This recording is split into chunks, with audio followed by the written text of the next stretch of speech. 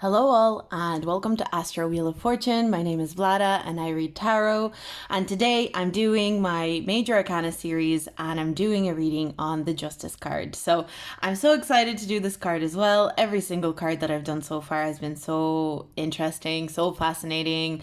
It has broadened my horizons. So I am so excited to see what the Justice card has to say. So yeah, if you have not seen the rest of the videos and the rest of the series on the Major Arcana that I've been doing, do check it out. I have every single card done up until the Justice card so far, so if you would like to check that out, there is a playlist on my channel called Tarot by Tarot, where you can watch all of these videos. It's been a really interesting, fascinating, exciting experience to read on these cards.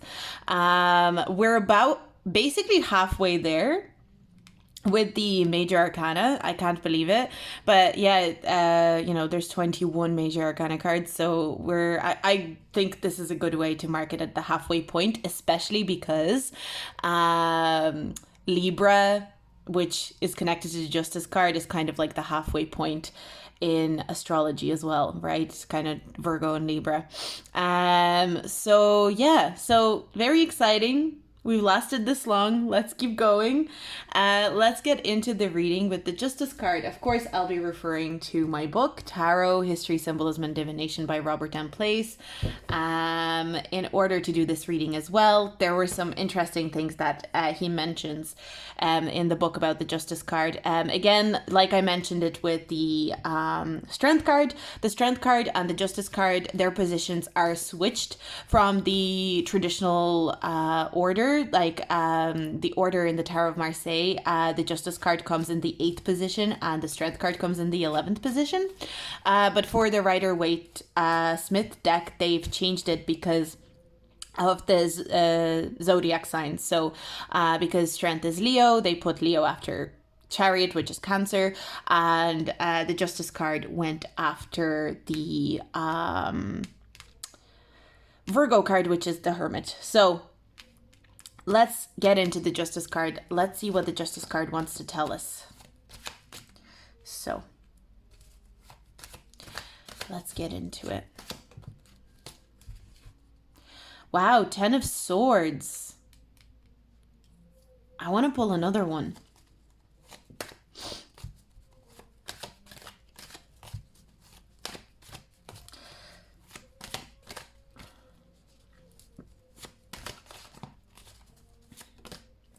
And the 7 of Cups. I don't read reversals with these ones, so let's have a look. The Justice card. The Justice card is kind of expressing to me right now, I feel that it is a lot, it's a very serious card is what I'm picking up, with serious implications. And when you pull this card in a reading, there's almost a sense of like, the Justice card calls upon the reader to get serious with the message. It's not just about what it represents. Of course, we know it represents justice. It represents truth. It represents balance.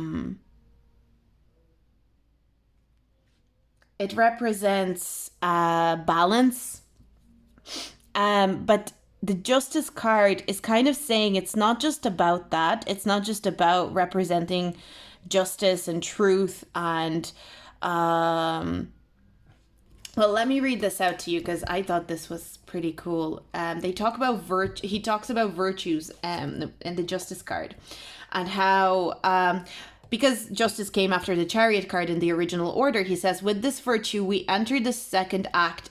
So the second act comes in with the Chariot, and the Justice card carries that on. With this virtue, we enter the second act and are addressing the soul of will, the heroic aspect of the soul that embraces asceticism and confronts life's challenges. Justice is one of the 4 virtues praised by Plato, which Christians came to call the cardinal virtues: temperance, strength, justice, and prudence. So we have justice, we have strength, and we have temperance in the trumps in the Major Arcana. And he mentions how the four virtues that are praised by Plato, the prudence is not there. But prudence is actually a combination of temperance, strength, and justice. Because prudence is like the ultimate wisdom. And in a way, prudence is represented by the world card. He mentions that in this. I won't read out the whole passage, but that's basically kind of like what he says in this passage on justice. And I thought that was very interesting. And another thing that he mentions, that the three virtues, temperance, strength, justice, not prudence. Prudence is at the very end with the world card, although it's not called prudence, it's called the world. They're all in the second act of the major arcana, the act of ascension, and they all represent these virtues. So with the justice card being like one of the virtues,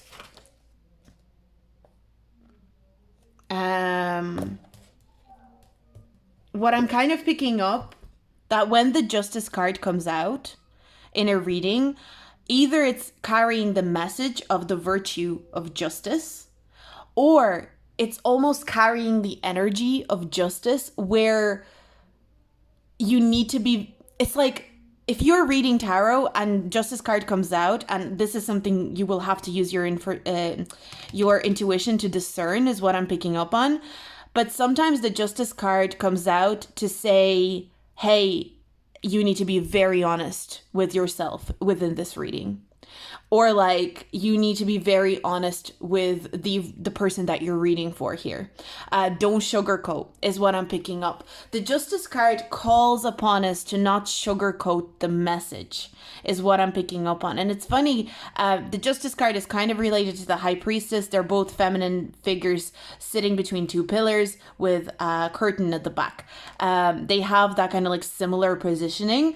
And it's funny because with the High Priestess, there was also that energy of when the High Priestess comes, it was a different kind of energy, because with the High Priestess, it was more like if she comes out, she's calling onto you to use your intuition and make sure that you're not using your biases and calling that intuition.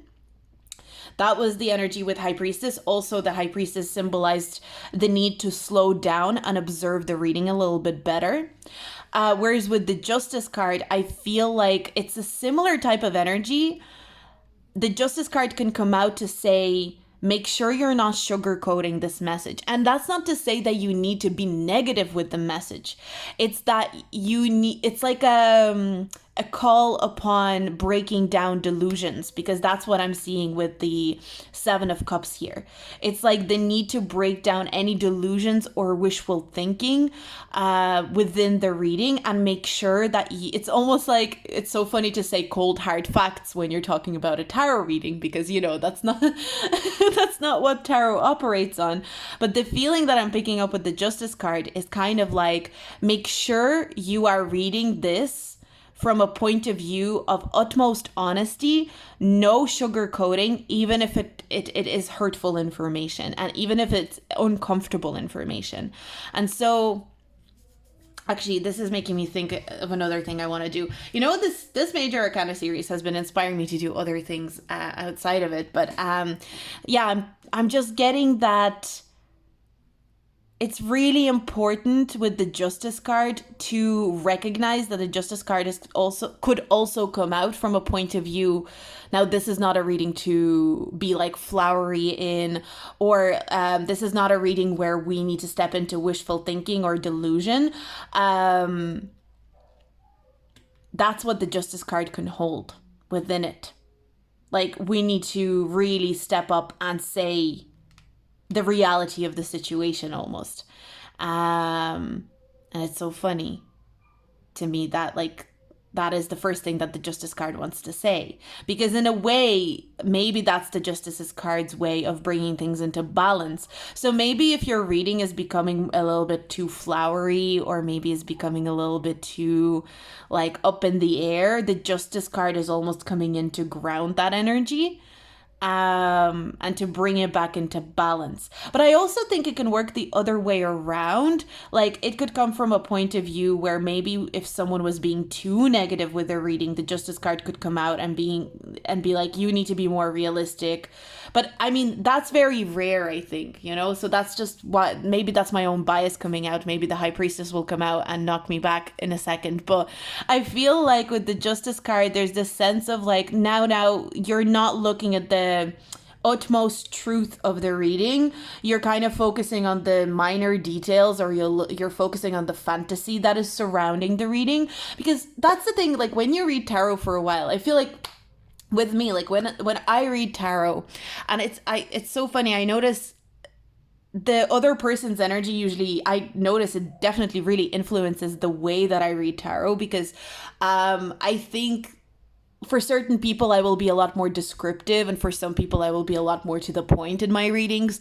And I think that's where the Justice card can come in to let you know, like, maybe you are adapting your energy too much as a reader to the person you're reading for, and you need to pull it back and bring it back into balance so that you can deliver a good message, rather than, and it's not from a point of view, oh, you're making them hear what they want to hear. It's not that. It's more like maybe the message is just getting too lost in their own energy. So, interesting conversation that I feel like I'm having with the Justice card right now.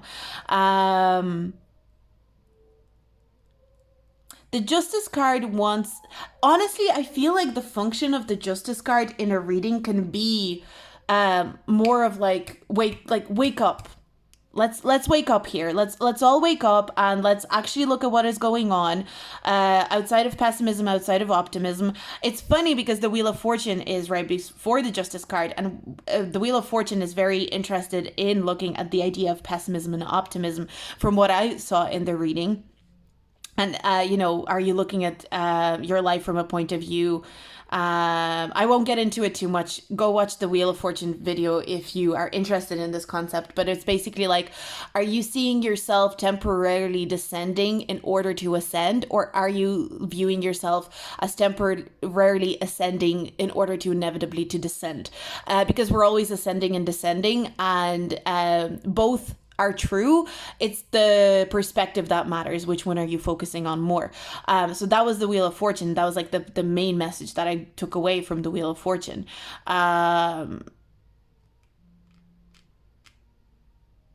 So with the Justice card, what I'm kind of getting here is that while the Wheel of Fortune is like positivity, optimism, negativity, pessimism, the Justice card is kind of like real. I think that is the point of the Justice card. It's all about realism. Let's be realistic here is what I'm getting with the Justice card. It's like, yes, you might want to be pessimistic, or yes, you might want to be optimistic, because that's kind of what I'm getting with these two cards. It's like the Ten of Swords is like, shit is over, this person's killed, there's 10 swords in their back, there's no way they're getting back up. Pessimistic energy, right? The Seven of Cups is optimism, like all of these things could happen and we could have all of these. I'm also sorry, I'm just picking up on something. All of these things could happen and all of these things could be real, and like, what a beautiful thing. And the Justice card kind of goes like, yeah, both of those things are true, and like we can look at it, but let's look at what we have in front of us for a second without any emotional attachment, without any emotional attachment, but also let's balance our thoughts here. Let's balance our thoughts for a second. Is what I'm getting with the Justice card. But you know what I'm thinking with the Seven of Cups as well? We were talking about virtues and the 4 virtues that are praised by Plato. Justice card is one of them, but then also in the card they talk about the virtues that were added by Christianity. So in Christianity they added 3 extra virtues, because there's 7 virtues in Christianity, and the 3 that they have added was faith, hope, and charity, right? And what I think is funny here, we've got the Seven of Cups, and I often think of the 7 deadly sins and the 7 virtues when I think of the Seven of Cups. And that's just very interesting that the Seven of Cups came up. Let me have a look and see if I can find the little passage. They have little passages on the minor arcana in this book as well. So I just want to see what it says about the Seven of Cups. A man stands with his back to us. He is in the dark, but a vision of 7 cups glows in front of him. Each cup tempts him with different fate, love, property, wealth, or revenge.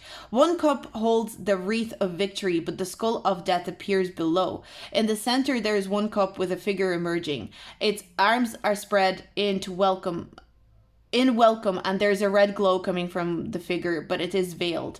All of the choices except for the veiled figure are tainted by egotism. Oh. And selfishness. The unseen figure is the higher self. I didn't know this. The guardian angel. Wow. I need to pay more attention. I will definitely need to read through the minor arcana things.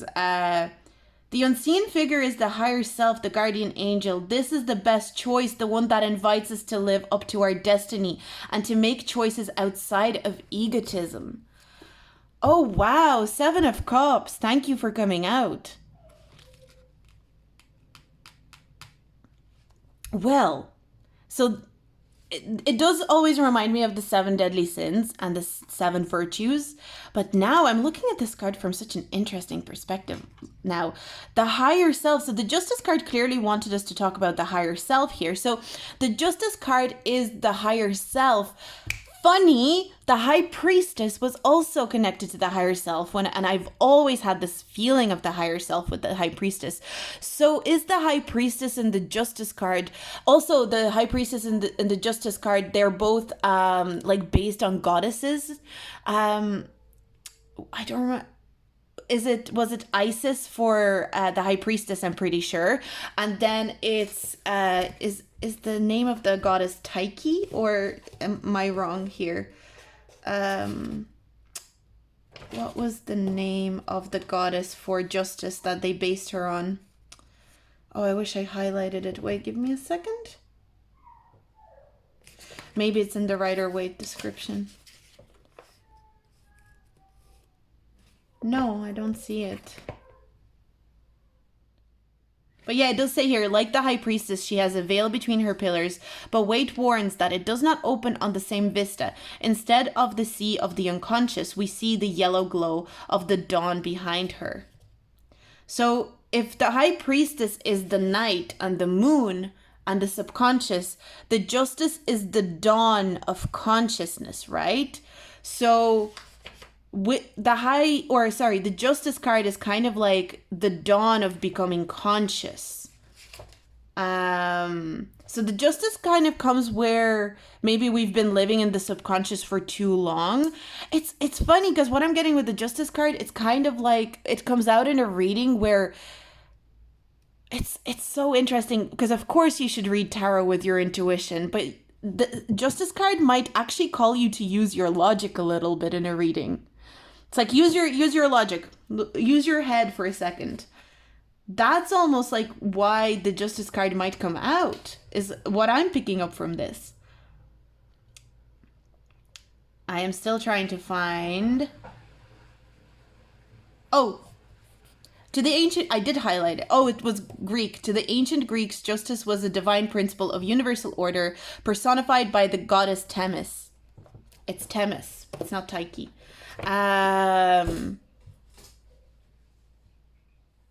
So the Justice card, it's so funny. The Justice card is like, you need to use your logic here. You need to be more realistic here. So it might come out as a message to the person. It might come out as like, you need, whatever question you're asking, you need to be more logical. Stop over relying on your intuition. It's time to use your logic. It's time to use your realistic perception of life, the facts, the cold, hard facts that are in front of you. But this logical place can actually help you connect to your higher self more, because it's kind of like the Justice card is coming out to say intuition is super important, subconscious is super important. These like metaphysical energies, like the Wheel of Fortune energies, are super important. But let's be real, we need to be realistic in this point in time. it's like the Justice card does not disrespect the metaphysical. The Justice card adores, is what I'm hearing, the metaphysical. But the Justice card is protecting the realism that is very much necessary in our lives in order to connect to our higher self. Our higher self, yes, our higher self will speak to us through our intuition, through our gut, through our subconscious. But the Justice card says the higher self also dwells in the realism, in the logical, in the upfront. But the Justice card is like, let's be upfront here. We need to be upfront in this reading in order to connect to our higher self. Because if we're not upfront, we are deceiving ourselves. And it's funny because the High Priestess and the Justice card, there's something very connected between them. And it feels like the High Priestess wants us to be upfront because the High Priestess wants us to be upfront with our intuition. The High Priestess wants us to recognize within ourselves that we have biases that exist that are not true wisdom. And true wisdom lies in intuition. Similarly, what I'm getting with the Justice card says, from the Justice's perspective, it's like both of them talk about biases, but from a different perspective. The High Priestess almost talks about biases as in you have biases that you call your intuition, and the Justice card says you have biases that you call law, or biases that you call rules, which are not, it's not universal law, it's not true law, it's not real rules. So it's kind of like, again, the Justice card can highlight how, like, even in the justice system, like, that we have set up as humans, if it is based on biases, that is not true justice. So, like, those two cards, there's something very, very connected between the two of them, just from a different perspective. The High Priestess is a lot more emotional, intuitive. The Justice card is a lot more mental and logical. But they both kind of talk about biases and how our biases take us away from our higher self. Wow.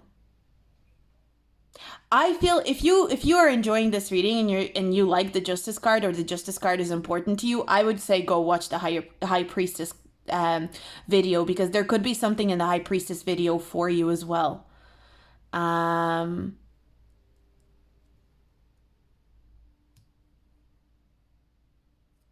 Okay, is there anything else that you want to say about yourself?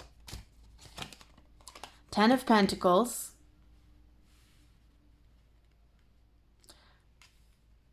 The Justice card there is a sense of tradition here, which is also pulling me to the Hierophant, and the Hierophant and the High Priestess are often paired together in terms of, like, when we talk about the symbolism, and in this book, they're paired together in certain passages. So tradition is coming through as well. So there's a thread that's going through the High Priestess, the Hierophant, and the Justice card, where tradition is an interesting point. Because with the High Priestess, there's no tradition. Tradition does not exist with the High Priestess, right? But that does not mean that she doesn't have sacred knowledge and wisdom. With the Hierophant, tradition is extremely important, and even to the point of morality. With the Justice card, I feel like what the Justice card is trying to say is tradition is important, but because we've had the rebellion of the lovers, right? We've had the Chariot card that once outside of tradition went for new goals and aspirations and tried to achieve new things. We've then gone through the Strength card of ego grappling with the shadow, at one taming the other and vice versa. We've gone through the Hermit, the space of loneliness, solitude, creating quiet in order to make space for something to fill that quiet. And then we've gone through the Wheel of Fortune, where we rely on the fate and the energy of the collective, and we allow the collective to we allow ourselves to descend and ascend. We've gone through all these steps beyond tradition to where we're coming to the Justice card. We're being reminded of tradition. It's like the Justice card reminds us that even if we escape tradition, we're going to come back to it at some point to refer to it in order to create a sense of realism. Damn. You can't escape tradition. Even if you leave tradition, even if you leave a certain traditional practice or a traditional mode of being, at some point when you've gone through all the other steps of ascension, you will go through you're going to come to the justice energy, and you're going to come to a point where you're going to say, I need to be realistic. I need to refer to the things in front of me, the things that I know. What do you know? And the things that you know is usually tradition. And so the cycle will bring you back to tradition, but with all of the awareness of the other steps, all of the awareness that the Justice card now holds. So you're looking at you're looking to tradition from a very different point of view, and more ascended and more elevated point of view, a point of view of virtue. The virtue of justice, the virtue of truth. And so you're looking at tradition not from a point of tradition, please give me a pointer towards my morality, please tell me what's right and wrong.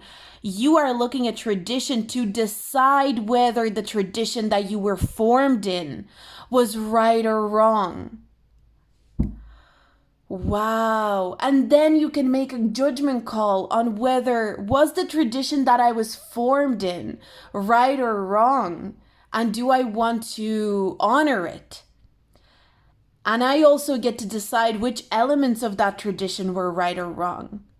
There's no point in judging the tradition that you are escaping or rebelling against, like we saw in the Lover's card. You cannot judge the tradition that you are leaving until you're at the justice point in time. And so often we will want to judge the tradition we're escaping at the point of rebellion of the Lover's card. Or maybe even at the Chariot point. There's so many steps that need to happen before we can truly criticize the tradition that we are escaping. So I feel like there's almost a message for the collective from the Justice card.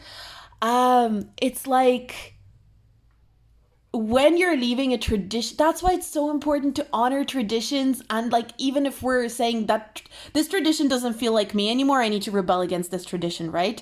You decide to rebel against it. You say, I need to move away from this tradition. You need to give it respect and not, don't knock it. Don't knock it too soon, because you don't know. You may have to go back to that tradition and decide that it was actually the correct thing for you the whole time. You maybe just couldn't see something because you haven't gone through that process of rebellion with the Lovers, setting new goals and aspirations, and proving yourself with the Chariot. Your ego and your shadow grappling and taming each other with the Strength. The Hermit's energy in you, going within, becoming lonely and becoming a pioneering spirit, creating space for new things. The Wheel of Fortune, manifesting things with the help of the collective, descending and ascending. Understanding that life is a cycle and seeing how are you pessimistic or optimistic about it. And you come to the Justice card and you look at everything that has happened and you say, okay, well, now I feel like I'm ready to look back on that tradition that formed me, that brought me to where I am right now, and to actually have that capacity to decide on whether that tradition was good or was it bad. And you can decide that the tradition that you escaped was bad, but only at the justice point. The Justice card might come out in a reading where it's asking you to not judge something too soon. And that's interesting because the Justice card is coming out before the Judgment card, the second last card that we have in the Major Arcana. And I have a feeling that the Justice card is like this indicator to us as the collective, as people, as readers, if we're doing a reading, to say, like, you can start making judgments here, but realize that the full judgment, the full extent of understanding something will not come until the judgment card, maybe, you know? So, wow. It's like you can start discerning, you can start deciding which elements of that tradition were not for you, which were for you. But like it's time to assess the tradition that you broke out of and the reason you broke out of it. Interesting.